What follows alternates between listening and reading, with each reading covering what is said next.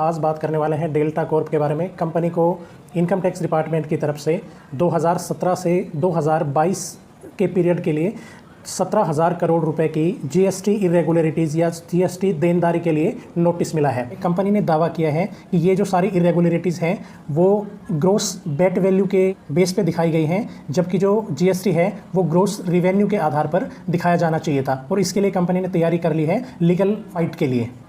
अब legal fight में court का जो भी डिसीजन आता है वो एक अलग बात है, लेकिन इसी चक्कर में इन्वेस्टर्स का लगभग 700 करोड़ रुपए स्वाहा हो गए। अब आगे भविष्य में स्टॉक के लिए क्या संभावनाएं हैं, क्या इसके टेक्निकल्स कह रहे हैं, वो चलिए चलते हैं चार्ट पर और देखते हैं।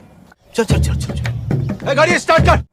तो दोस्तों ये आ गए हैं हम डेल्टा कॉर्प के डेली के चार्ट पर। और डेली के चार्ट पर जैसा कि आप देख सकते हैं यहाँ पर इसने 200 दिन की मूविंग एवरेज को डिसाइसिवली ब्रेक करके काफ़ी नीचे लो बना दिया है। तो अब जैसा कि मैंने आपको बता रखा है कि अब पूरी संभावनाएं हैं कि ये इसकी वीकली 200 के पास जाने की इसकी पूरी संभावना है। जब तक ये इस लेवल को सस्टेन कर रहा था, ज़्यादा नहीं गिर रहा था इस लेवल से, 175 के लेवल से, तब तक हम ये मान सकते थे कि ये इसने इसको डिसाइसिवली ब्रेक नहीं किया है, अच्छी तरह से इसको ब्रेक नहीं किया है। लेकिन अब इसने 200 दिन की मूविंग एवरेज को नीचे की तरफ एक अच्छे मार्जिन से काट दिया है।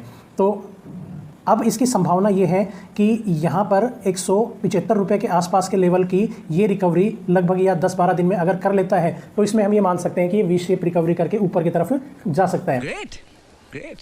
लेकिन इसकी संभावना मुझे थोड़ी सी कम नज़र आ रही है, क्योंकि ये 200 दिन की मूविंग एवरेज से ये जो टैक्स नोटिस मिला है इससे पहले ही ये नीचे ही इसके सस्टेन कर रहा था, ऊपर जाने की कोई कोशिश ये दिखा नहीं रहा था। वॉल्यूम भी कोई सिग्निफिकेंट क्वांटिटी में नहीं थी। तो यहाँ पर चलिए एक बार चलते हैं वीकली के चार्ट पर और देखते हैं कि उसकी 200 दिन की मूविंग एवरेज कहाँ पर है। तो यहाँ पर इसने इसकी 200 दिन की मूविंग एवरेज को वीकली को भी नीचे काट दिया है। अब आप ये मान के चलिए कि वीकली की अगर इसने मूविंग एवरेज को नीचे की तरफ काट दिया है तो ये लगभग यहाँ से अब 1 साल के आसपास तक का जो हिसाब किताब ये यहाँ पर हो गया है। अगर ये भगवान क्या जुल्म है, ये जल्दी ही यहाँ से वापस पुल बैक करके इस 186 या 170 से ऊपर के लेवल्स को अगर ये टच नहीं करता है तो इसके में ये समझिए कि जो मामला है वो अब यहाँ से लंबा खींचने वाला है, क्योंकि ये टैक्स नोटिस मिलने से पहले ही ये काफ़ी वीकनेस जो है स्टॉक वो दिखा रहा था।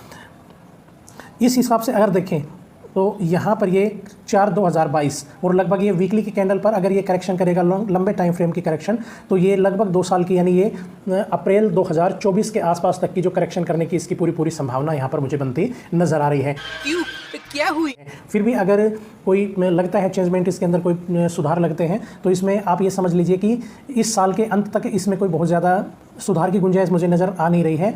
लेकिन हो सकता है अगर ये पुल बैक जल्दी कर ले तो फिर इसके अंदर कोई संभावना बन सकती है। अदरवाइज़ इस स्टॉक को अवॉइड करना चाहिए। प्रॉफिट में है तो यहाँ से एग्जिट करना चाहिए, और अगर लॉस में है तो पोजीशन को थोड़ा सा हल्का करके इसको वेट एंड वॉच की सिचुएशन में रखना है।